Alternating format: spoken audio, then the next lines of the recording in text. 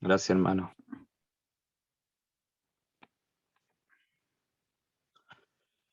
Eh, ¿Cómo están todos, hermanos? Bueno, igual, la verdad que mi hermano bueno, el hermano Jorge me había dicho que acaso podía entregar el mensaje el día de hoy. Y la verdad que estuve orando eh, ahí en el tiempo que tuve. Y el Señor me ponía texto en mi corazón, pero sentía que no era del espíritu por ejemplo, predicar o dar un mensaje sobre el Evangelio de Juan que tenía en mente y sobre Primera de Corintios capítulo 4. Y orando, diciéndole al Señor que me diera un texto para el grupo de varones, me daba la carta del apóstol Juan, el primer capítulo. Y me daba el texto de Primera de Juan, del capítulo 2 del versículo 12 al 17. Eh, es un texto muy conocido y el título que le puse dice que no améis lo que está en el mundo. Y creo que es de real importancia el título, lo que está hablando aquí Juan, eh, a creyentes. Y creo que en cierta parte creo que es de real importancia para el creyente creerse que, que Dios como dice el apóstol Pedro, que nos sacó de las tinieblas a su luz admirable. Entonces, veía eso que es muy importante, que así como Dios nos sacó de esa condición de muerto espiritual a llevarnos a una luz, eh, creo que es de real importancia que las cosas que están en el mundo, todo el atavío, la forma de pensar, no sé, hay distintas cosas que nos envuelven a nosotros a estar en este mundo, pero no amarlo. Ahora, muchas veces se hace casi imposible eso, porque estamos bombardeados bajo distintas informaciones y toda esa cultura nos llega a nuestras mentes. Pero como dice Pablo, que nosotros debemos tener la mente de Cristo. Y el apóstol Juan le está hablando aquí a creyentes. Y la carta se escribió en la ciudad de Éfeso, entre el 89 y 91 después de Cristo, ya que Juan tenía un ministerio extenso y era responsable de las iglesias en otras ciudades de Asia Menor. ¿Y qué mejor que Juan, un testigo directo que estuvo con nuestro Señor Jesucristo? Dice primera de Juan 1:1, les anunciamos al que existe desde el principio, a quien hemos visto y oído, y lo vimos con nuestros propios ojos, y lo tocamos con nuestras propias manos. Él es la palabra de vida. Dice Juan en su carta que está corroborando lo que hemos visto y oído. Este ya es un Juan mucho más maduro en la fe. No es quizás el mismo Juan que estaba eh, siendo discipulado por el Señor, sino que ya es un Juan eh, mucho más maduro, como lo digo, y con mucha más experiencia. Y eso es lo que nosotros deberíamos estar siempre, tratando de estar llevando una vida de crecimiento espiritual en Cristo. Y esta carta habla mucho de eso.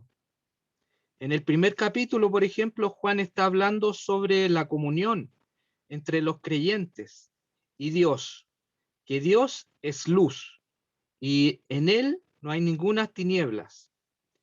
Y eso es lo que el Señor nos manda, a que en nosotros no haya ninguna tiniebla. Y si ustedes me acompañan ahí con sus Biblias, les voy a leer el pasaje que voy a estar leyendo y luego compartiendo con ustedes. Dice, Primera de Juan, capítulo 2, del 12 al 17, dice: Os escribo a vosotros, hijitos, porque vuestros pecados os han sido perdonados por su nombre. Os escribo a vosotros, padres, porque conocéis al que es desde el principio. Os escribo a vosotros, jóvenes, porque habéis vencido al maligno. Os escribo a vosotros, hijitos, porque habéis conocido al Padre. Os escribo a vosotros, padres, porque habéis conocido al que es desde el principio. Os escribo a vosotros, jóvenes, porque sois fuertes y la palabra de Dios permanece en vosotros y habéis vencido al maligno. Versículo 15 dice: no améis al mundo, ni las cosas que están en el mundo. Si alguno ama al mundo, el amor del Padre no está en él. Versículo 16 dice: porque todo lo que hay en el mundo, los deseos de la carne, los deseos de los ojos y la vanagloria de la vida, no proviene del Padre, sino del mundo. Y el versículo 17 dice: y el mundo pasa y sus deseos, pero el que hace la voluntad de Dios permanece para siempre. Estos 6 versículos, Juan está hablando a creyentes y le está escribiendo a 3 tipos de creyentes. El primero, a padres espirituales. El segundo grupo son jóvenes. Y el tercero, a hijitos en Cristo. Así como el apóstol Juan está hablando, le está escribiéndole a creyentes, en ese tiempo también nos viene a hablar a nosotros hoy en estos días. Dice el versículo 12: os escribo a vosotros, hijitos, porque vuestros pecados os han sido perdonados en su nombre. Aquí Juan está hablando en un tiempo pasado. Representa una acción que fue completada en el pasado. Ojo con eso, porque esos resultados han continuado. Y esta palabra dice que os han sido perdonados. Quiere decir que conceder un favor, remisión, perdón. Dice en original que es haritzomai.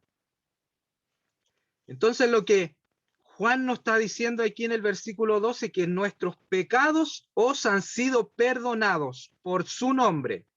¿Por qué nombre? Por el nombre de nuestro Señor Jesucristo, ya que Él es el justo y Él pagó por cada uno de nosotros, los que han creído en Cristo Jesús, como Señor y Salvador. Primera de Juan 2:1, un versículo muy conocido que ojalá quisiéramos nosotros siempre tenerlo en nuestra mente y memorizarlo.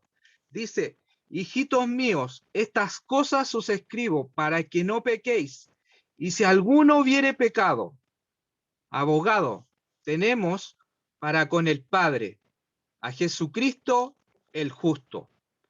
Él es el único justo, ya que nosotros somos hombres caídos, que por la sangre de nuestro Señor, Él nos limpió, Él nos lavó y fuimos declarados justos ante Dios el Padre, según Romanos 5:1.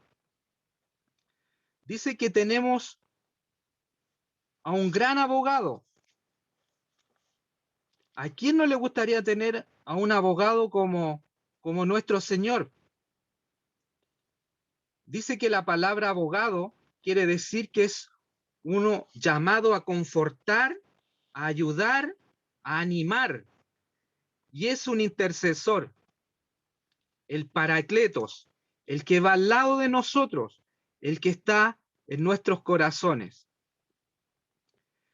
Qué importante es que siempre estemos recordando que el Espíritu Santo está ahí con nosotros, donde nosotros vamos a distintos lugares, en nuestros trabajos, en nuestras casas, donde nosotros estemos, el Espíritu Santo va ahí con nosotros, obrando y guiándonos a toda la verdad.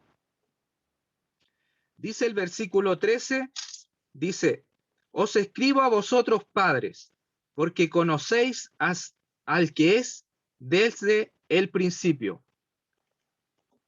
Dice que aquí los padres son los de mayor madurez y experiencia.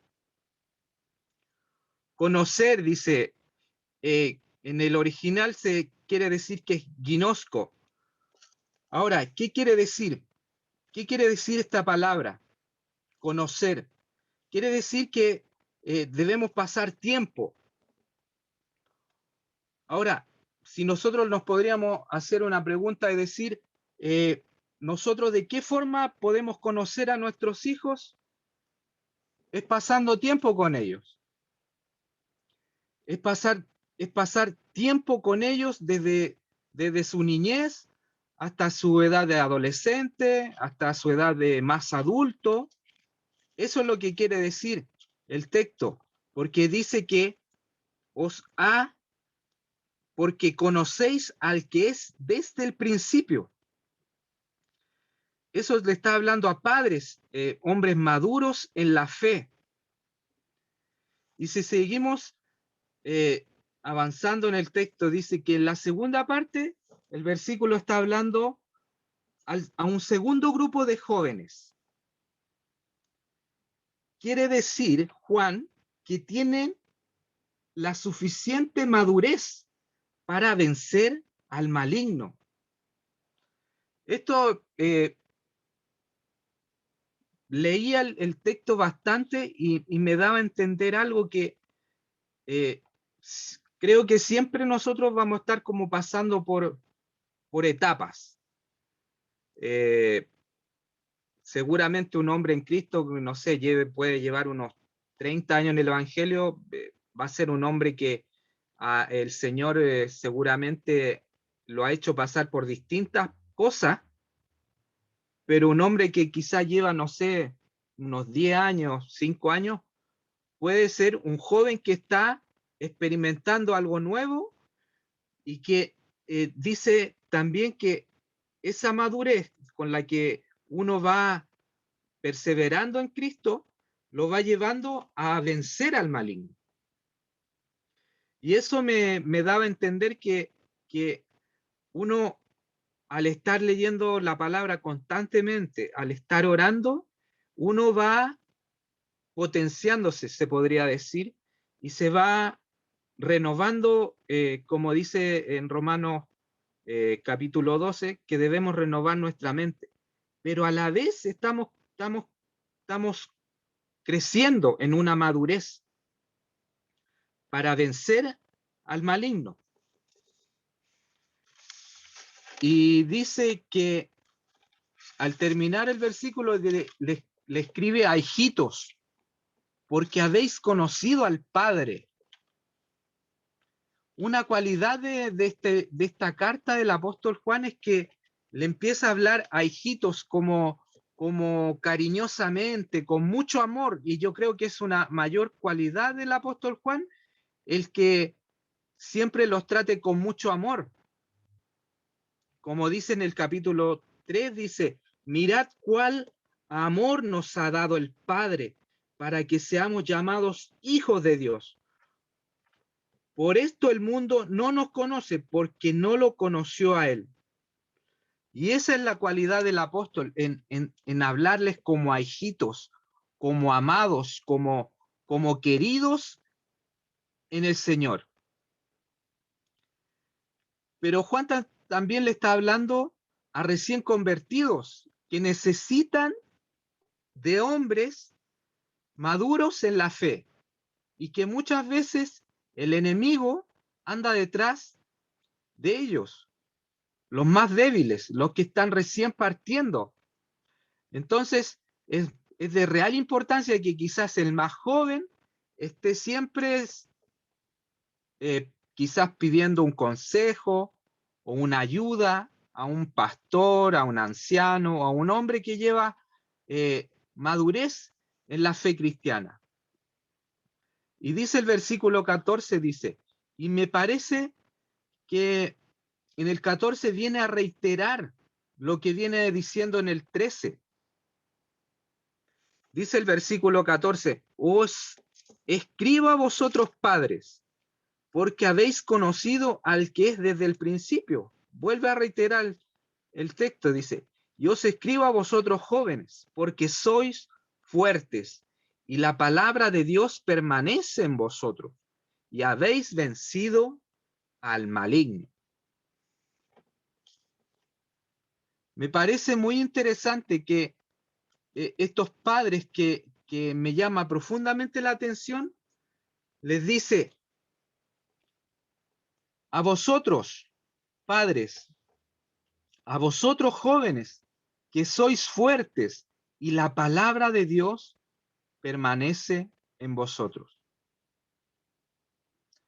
Ahora la pregunta que nosotros nos podríamos hacer, ¿no? ¿En qué etapa estamos?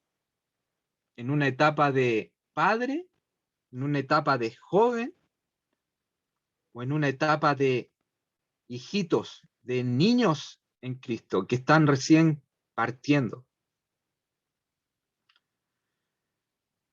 Y ahora la palabra que sale aquí viene a ser el logos, porque dice que la palabra de Dios permanece en vosotros.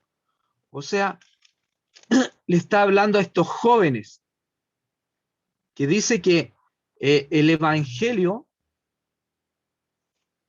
por ejemplo, en el Evangelio de Primera de Juan, dice que la expresión divina, esto quiere decir la palabra pronunciada, cualquier cosa divina, también razonar cómo se manifiesta en el poder del hablar, una palabra pronunciada en voz viva. Y esto me llama mucho la atención porque hace no mucho tiempo atrás, me recuerdo que empecé a leer los evangelios y, por ejemplo, en el Evangelio de Juan hay tanta riqueza espiritual ahí que lo volvía a leer y veía que el Señor me hablaba tan profundamente y era una palabra que me llegaba a mí tan en mi vida y yo la hacía viva. Y yo creo que eso es lo que nosotros debemos experimentar como cristianos. Experimentar la palabra, verbalizarla, que esté en nuestra mente a diario, el evangelizar, el estar hablando a distintas personas que no conocen de Cristo, estar ahí, que la palabra esté manifiesta en nuestros corazones. Pero ¿de qué forma puede ser eso? Estar leyendo continuamente una vida de devoción a nuestro Señor, una vida de devoción a Cristo. ¿Por qué es tan importante el estar leyendo? Porque nos va renovando, nos va limpiando, como dice en Juan 17:17, santifícalos en tu verdad, porque tu palabra es verdad. Muchas veces nos contaminamos de este mundo. ¿Por qué? Porque a veces nosotros le damos mucho espacio, quizás, a las redes sociales y nos dejamos estar. O incluso puede venir, no sé, una persona que está influenciada totalmente por el enemigo y nos empieza a hablar de distintas cosas. Dice que de la abundancia del corazón habla la boca. Me recuerdo una vez cuando fui al trabajo de Alan, que le fui a dejar el libro, si no me equivoco, cuando el hermano Jorge nos pasó sobre el hombre en Cristo. Y me acuerdo que había un hombre ahí, y me acuerdo que ese hombre hablaba de auto, hablaba de una camioneta grande, de distintas cosas. Y en mi espíritu veía que este hombre, su corazón estaba lleno de cosas materiales, de cosas que están en el mundo. Y eso es lo que el apóstol Pablo, el apóstol Juan nos está hablando aquí. Que ustedes, los padres, que ustedes, los jóvenes, que ustedes, estos hijitos, estén fortalecidos, que estén avivados en el Evangelio. ¿Por qué? Porque el enemigo siempre anda detrás de nosotros, ya que el Señor nos apartó para su reino, para su gloria. Creo que debemos entender que cuando tenemos esa palabra en nuestros corazones es porque hemos vencido al maligno. Ahora, mi segundo punto es del versículo del 15 al 17, que aquí ya el apóstol Juan empieza, como se podría decir, a aterrizar en una franja, en una área que es muy importante en nuestra vida cristiana. Dice el versículo 15, no améis al mundo, ni las cosas que están en el mundo. Si alguno ama al mundo, el amor del Padre no está en él.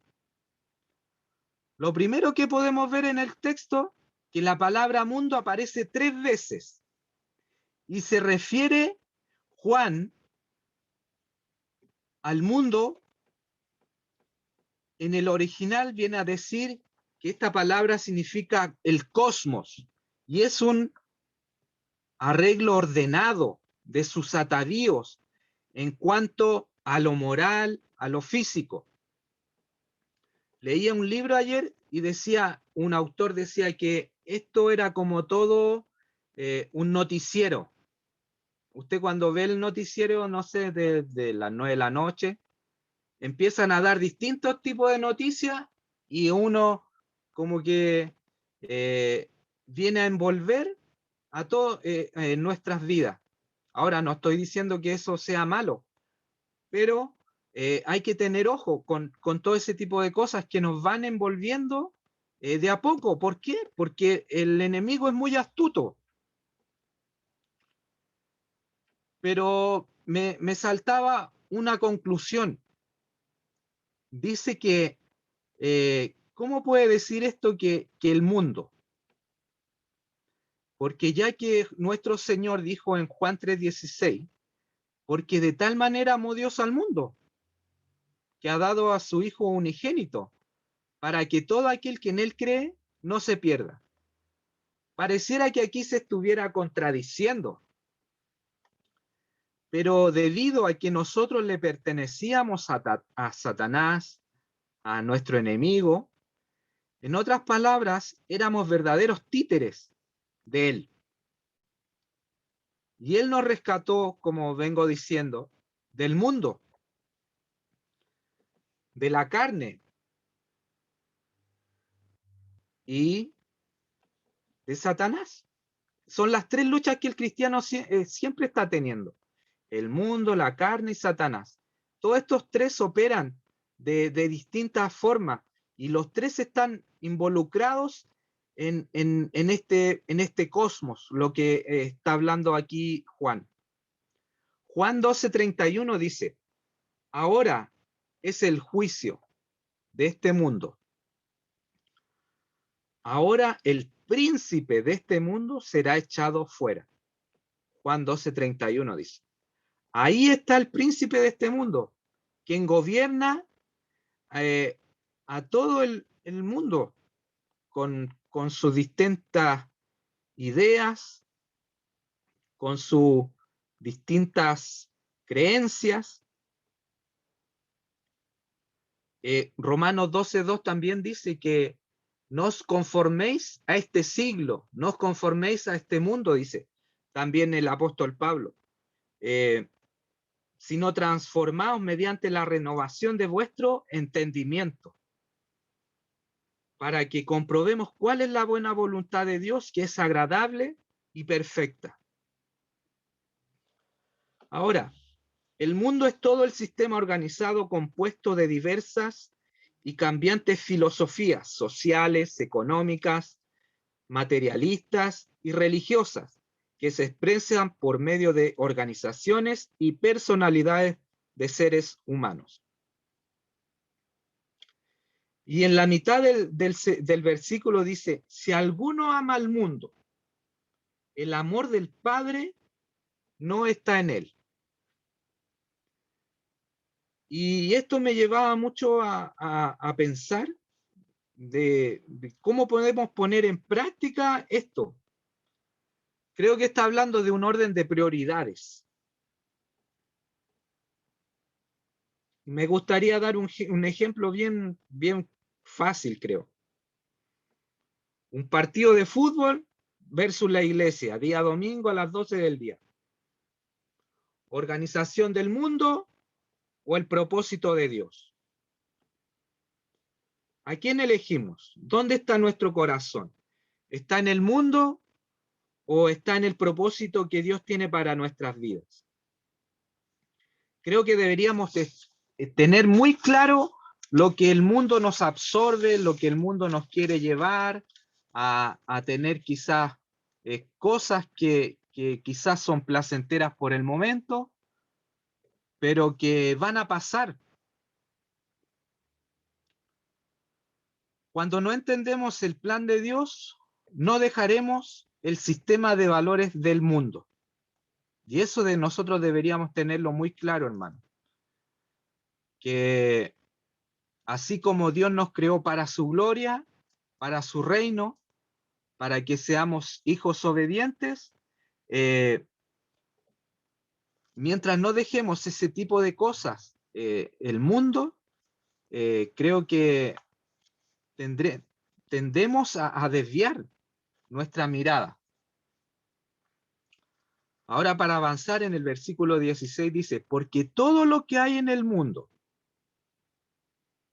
los deseos de la carne, los deseos de los ojos y la vanagloria de la vida, no proviene del Padre, sino del mundo. Dice Juan que los deseos de la carne en el original es sarx. Quiere decir que es nuestra naturaleza humana caída, que no quiere sujetarse, ojo con eso, no quiere sujetarse a pasiones, sino que quiere sujetarse a pasiones físicas y morales. Dice Romanos 13:14, dice, si no vestidos del Señor Jesucristo y no proveáis para los deseos de la carne. Ahí está la palabra. Pablo nos dice vestidos del Señor, en otras palabras, de amor, de benignidad, de bondad, de humildad. Pero ahora los deseos los ha puesto Dios, y eso deberíamos tenerlo claro en nuestras vidas. El comer, el dormir, la sexualidad, pero ojo, que la carne quiere comer más, que la carne quiere dormir más. Y esos son distintos tipos de pasiones de la carne.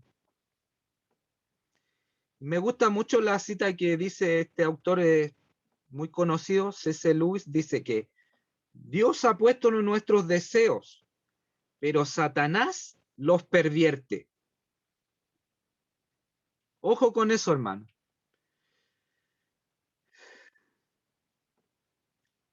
Y hay un texto que habla mucho de esto, que hace un tiempo atrás mi hermano Jorge compartía.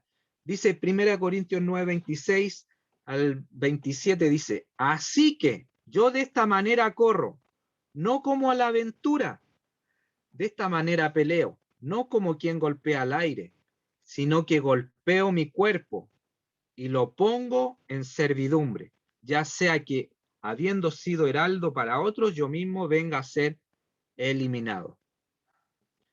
¿Qué está diciendo aquí Pablo? Que yo golpeo mi cuerpo.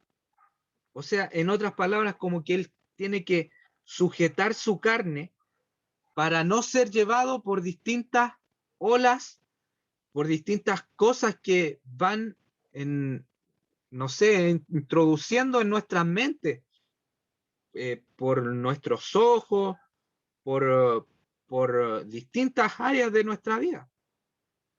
Y eso es lo que también dice, que sin lugar a dudas tenemos que poner en sujeción y tener dominio propio. Creo que es una cualidad súper importante, el dominio propio. Y creo que a veces nosotros los varones tendemos a no tener esa virtud que es de fruto del espíritu, sino que tendemos quizás, no sé, a veces quizás una palabra maldicha, o quizás a veces, no sé, hay una gama de cosas que nosotros podemos hacer indebidamente y que son obras de la carne. Y Juan continúa, dice, los deseos de los ojos. Proverbios 27:20 dice, el Seol y el Abadón nunca se sacian. Así los ojos del hombre nunca están satisfechos.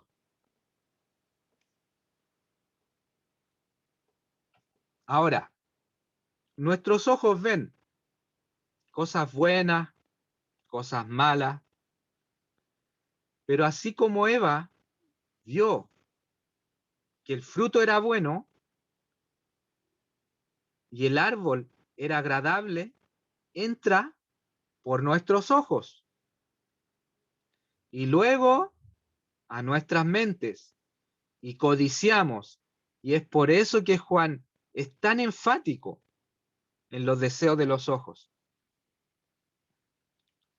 Hermano, muchas veces nosotros podemos pasar mucho tiempo en las redes sociales.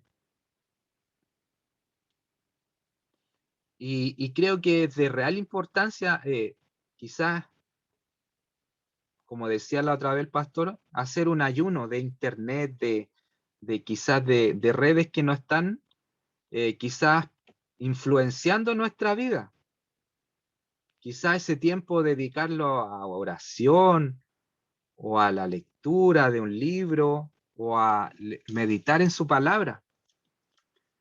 Pero toda esta influencia de quizás Facebook y tanta cosa que está en las redes, entra por la vista.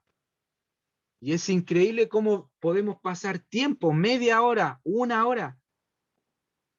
Y el tiempo avanza, avanza, avanza. Y como dice el proverbio, nunca se sacia. Ahora, otro claro ejemplo fue David, que fue en un tiempo de ocio, que dice que vio a Betsabé y la vio que era hermosa. ¿Y qué sucedió con él?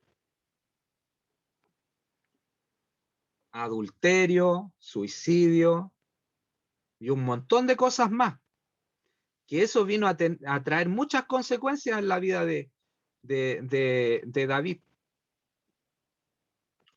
Ahora, en honor al tiempo, dice Juan, y la vanagloria de la vida no proviene del Padre, sino del mundo. Y quizá esta palabra yo realmente no la entendía muy bien a veces. Yo creo que es muy importante estar, cuando uno lee y no entiende una palabra, estarla buscando quizá en el diccionario o una concordancia.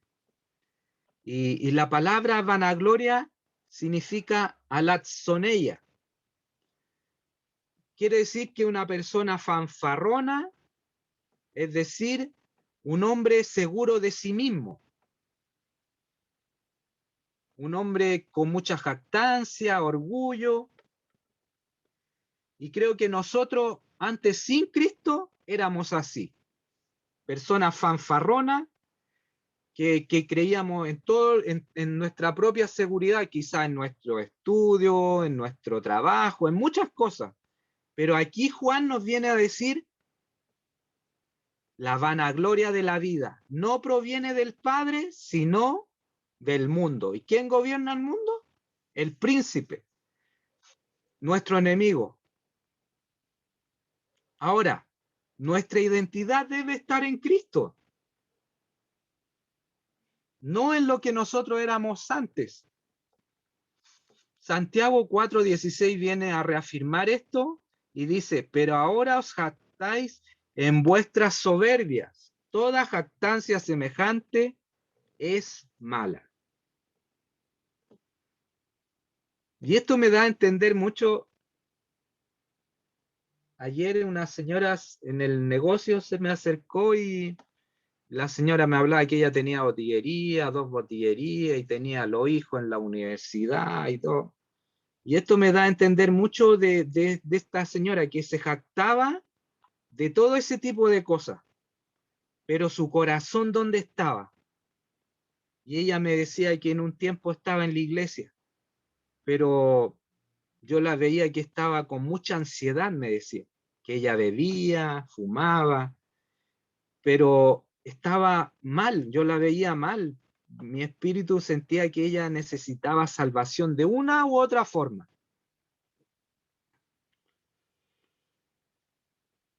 Ahora no estoy en contra de los estudios, pero si no ponemos esos estudios bajo la sujeción de nuestro Padre, puede ser una forma de jactarse. Y para terminar el versículo 17, no quise mucho extenderme, hermanos, dice, y el mundo pasa y sus deseos, pero el que hace la voluntad de Dios permanece para siempre. Así como las modas pasan, camisa, pantalón, autos, todo eso va a pasar, y sus pasiones. Pero hermanos, haciendo el plan de Dios, vamos a permanecer para siempre. ¿Qué significa la palabra permanecer? Estar en una relación con nuestro Señor. Requerimos de una vida de devoción a Dios. Si pecamos y nos arrepentimos, Él nos perdona. Primera de Juan 1:9, que si confesamos nuestros pecados, Él es fiel y justo para perdonar nuestros pecados y limpiarnos de toda maldad. Él nos limpia. Pero debemos querer y debemos hacer, mejor dicho, hacer la voluntad de Dios, el plan de Dios divino que tiene para cada uno de nosotros, hermano. Si cada uno de los que está aquí está con un plan, está con un propósito, y eso nosotros debemos ponerlo en práctica, a diario, no tan solo un día, sino que a diario. Oremos, hermano, y eso quería compartirle hoy en día. Amado Dios, te doy gracias, Señor, por tu palabra, Señor, que tú habías puesto en mi corazón. Y te pido, Señor, por cada uno de mis hermanos, Señor, que si ellos están en alguna falta, en algún pecado, Padre, que ellos puedan reconocer, Padre, y que si ellos se han estado deslizando, quizás alejando, Padre, que tú los puedas retornar, Padre, al camino, así como el hijo pródigo, Padre, volvió un día a la casa del Padre, Señor. Padre, te doy gracias, Señor, y te pido, Señor, que tú fortalezcas, Señor, a cada uno de ellos, Señor. En el nombre de Jesús. Amén.